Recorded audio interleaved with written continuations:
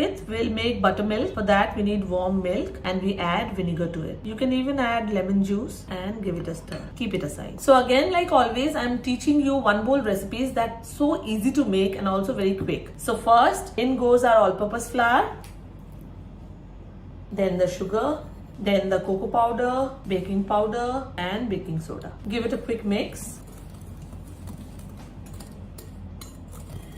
Now we will keep adding our liquid ingredients. So now in goes our wet ingredients. This is the buttermilk, oil and some truffle essence.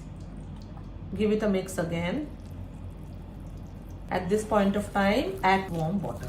Don't add too much at a time. I've added 1.5 tablespoons. You don't want the consistency to be too thin or runny. Just this. Give it a good scrape.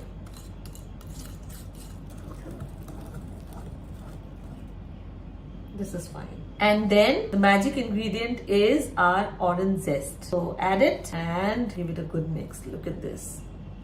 Pour it into your tins and it's ready to bake. So you can place some orange slices to bake it.